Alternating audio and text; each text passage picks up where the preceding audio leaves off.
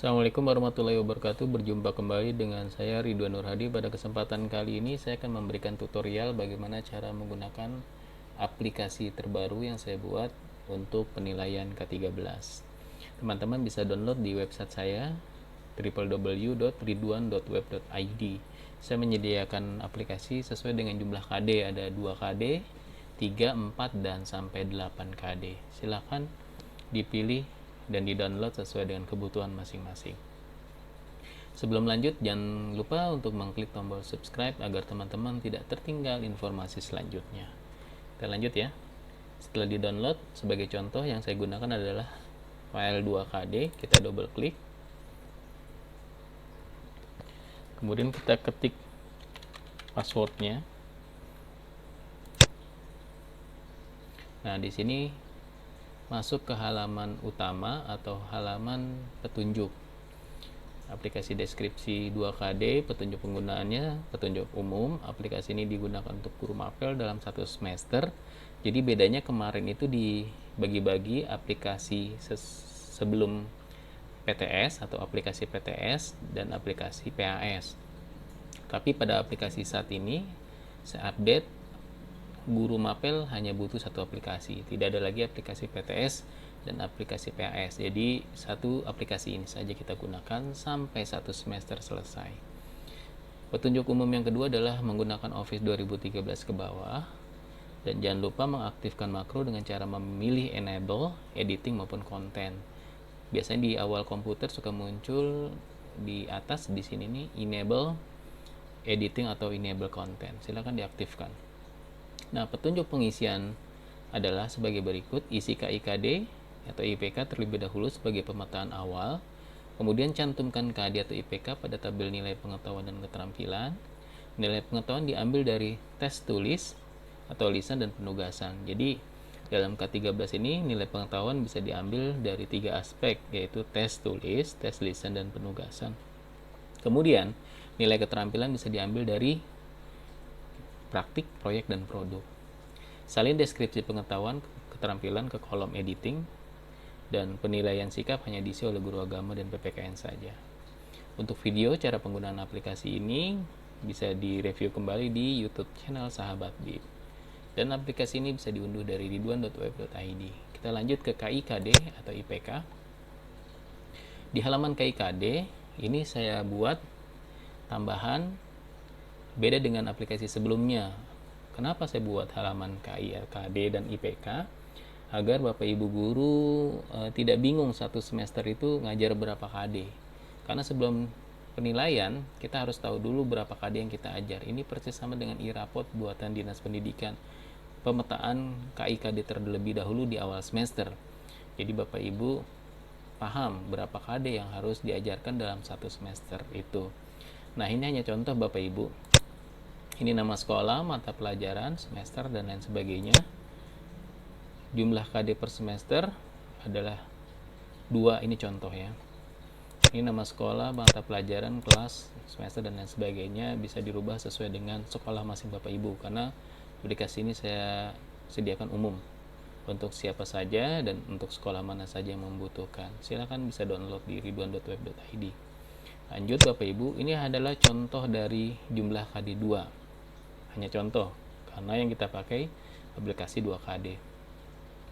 Bagi Bapak Ibu yang belum mengetahui KD terbaru, bisa download di sini nih. Linknya gg.gg/KD terbaru. Karena Permendikbud terbaru nomor 2018 itu perubahan KIKD. Nah, bagi Bapak Ibu yang belum mengetahui perubahan KIKD yang terbaru, bisa download di link ini. Oke, lanjut kembali. Nah, sebelum diisi, yang pertama adalah KD pengetahuan. Kita bagi 2, yaitu KD sebelum PTS, karena 2 KD Bapak Ibu ya. KD sebelum PTS dan KD setelah PTS untuk aspek pengetahuan. Begitupun keterampilan sama, ada KD sebelum PTS dan KD setelah PTS. Seperti ini.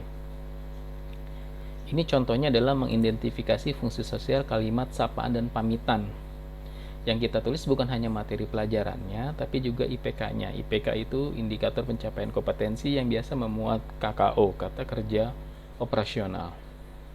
Kemudian ada KD setelah PTS. mengidentifikasi fungsi sosial kalimat perkenalan. Nah, berarti ini 3 bulan sebelum PTS di awal semester kita pelajari ini. Nah, sesudah PTS ini seperti itu. Lalu bagaimana kalau seandainya hanya 1 KD? Ada beberapa pelajaran kan cuma 1 KD. Tidak mungkin kita hanya belajar sebelum PTS saja, kemudian sesudah PTS kita nganggur. Itu kan tidak mungkin kejadian seperti itu. Kita bisa siasati Bapak Ibu, KD-nya adalah pasti KD gemuk karena dia cuma 1 KD. Contoh seperti ini hanya contoh. Jika Bapak Ibu hanya 1 KD, contohnya seperti ini nih. Bapak Ibu hanya 1 KD. Nah, sebelum PTS mengidentifikasi fungsi sosial kalimat sapaan dan pamitan. Tapi karena 1 KD hanya contoh, ini tidak ada KD keduanya. Nah, Bapak Ibu kan bingung. KD setelah PTS itu apa? Supaya Bapak Ibu memiliki nilai juga setelah PTS, maka KD gemuk ini kita bagi 2. Yang pertama, ini kan mengidentifikasi fungsi sosial kalimat sapaan dan pamitan. Kita bagi 2 saja menjadi 2 IPK dalam 1 KD. Ya. Kalimat sapaan dan pamitan. Berarti di sini IPK yang kedua adalah kalimat pamitan. Ini hanya contoh Bapak Ibu, berarti di 3 bulan pertama ini sebelum PTS dan sesudah PTS adalah ini materinya. Oke. Itu ya Bapak Ibu ya, ini hanya contoh jika hanya 1 KD karena saya tidak menyiapkan aplikasi deskripsi 1 KD. Logikanya kalau cuma 1 KD dan dia hanya mengajar sebelum PTS, setelah PTS-nya tidak mungkin tidak ada materi ajar. Untuk itu, gunakan yang 2 KD dengan memecah IPK-nya menjadi 2 dalam KD tersebut. Kita lanjut ke KD 4 keterampilan. Nah, KD 4 keterampilan ini KD sebelum PTS dan ini KD setelah PTS. Lihat ya Bapak Ibu ya. Ini kata kerja operasionalnya berbeda. Bapak Ibu bisa lihat di silabus pelajaran Bapak Ibu masing-masing. Ini contoh untuk KD pengetahuan, mengidentifikasi fungsi sosial kalimat sapaan. Ini untuk aspek pengetahuan.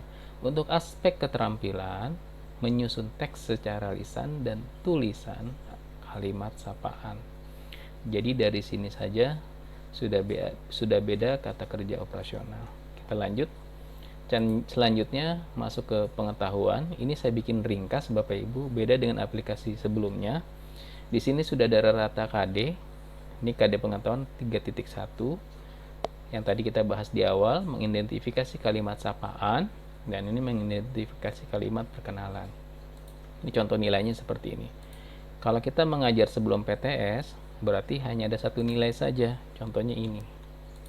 Nilainya seperti ini, 94. Nah, di sini kita tambah nilai PTS kalau anak-anak sudah PTS, misalnya 85. Seperti itu. Nanti yang diambil oleh guru mata pelajaran hanya nilai KD 1 dan nilai PTS. Deskripsinya ada di sini Bapak Ibu. Deskripsinya kalau di aplikasi sebelumnya, editing di halaman setelahnya, tapi kalau di aplikasi terbaru saya bikin simple di sebelahnya. Ya. Sebelah kolomnya, bukan sebelah halamannya lagi seperti aplikasi sebelumnya, tapi ini di kolom sebelahnya. Kenapa harus di editing? Ini karena aplikasi dan berbasis Excel, dia tidak bisa untuk merubah atau memperbaiki sendiri. Untuk itu Bapak Ibu harus copy paste, seperti penggunaan koma. Nah, ini koma-komanya kan seperti ini. Bapak Ibu tinggal copy paste-nya dalam bentuk value. Nah, ini seperti ini Bapak Ibu. Oke. Nah, ini dibetulkan dulu. Perlu bimbingan, misalnya ini seperti ini. Titik. Nah. Oke. Karena ini 1 KD Bapak Ibu dan KD kedua belum diisi, maka otomatis di sini adalah perlu bimbingan akan muncul. Kalau perlu bimbingan berarti kolomnya kosong atau di bawah KKM. Maka ketika muncul perlu bimbingan, Bapak Ibu perlu mewaspadai kalimat perlu bimbingan seperti ini. Berarti ada yang salah di kolom tersebut. Entah itu nilainya masih kosong atau nilainya di bawah KKM. Ini kita hapus karena memang nilai mengidentifikasi kalimat perkenalan belum kita ajari, nanti setelah PTS baru kita ajari. Titik. Nah, ini selesai. Peserta didik sangat baik dalam mengidentifikasi kalimat sapaan. Nah, ini untuk deskripsi pengetahuan. Sekarang untuk deskripsi keterampilan. Nah, untuk keterampilan pun sama.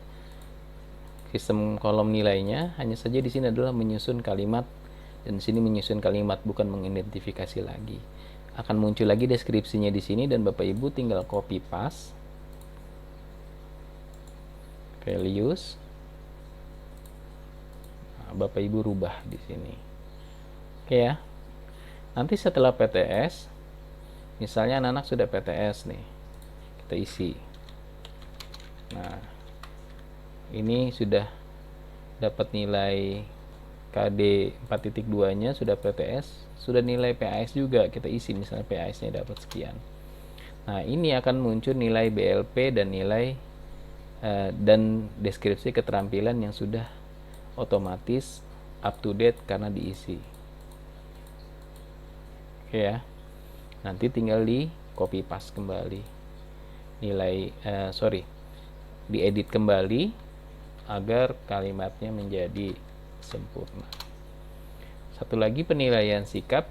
Ini ada penilaian sikap untuk guru PAI dan guru PPKN, karena di K13 revisi penilaian sikap hanya dilakukan oleh guru PAI dengan mengambil nilai sikap spiritual dan guru PPKN dengan mengambil nilai sosial. Untuk PTS penilaiannya berdasarkan KI yang berlaku. Lihat KI 1, kemudian kompetensi intinya yang 1, dan ini KI 2 untuk guru PPKN. Itu bisa dilihat di silabus Bapak Ibu. Nah, itu saja Bapak Ibu panduan penggunaan aplikasi terbaru yang saya buat lebih praktis dari aplikasi sebelumnya. Bapak Ibu bisa dicoba dulu, nanti kalau ada yang ingin ditanyakan bisa bertanya kepada saya melalui Telegram @ridwannoerhadi. Terima kasih atas perhatiannya. Assalamualaikum warahmatullahi wabarakatuh.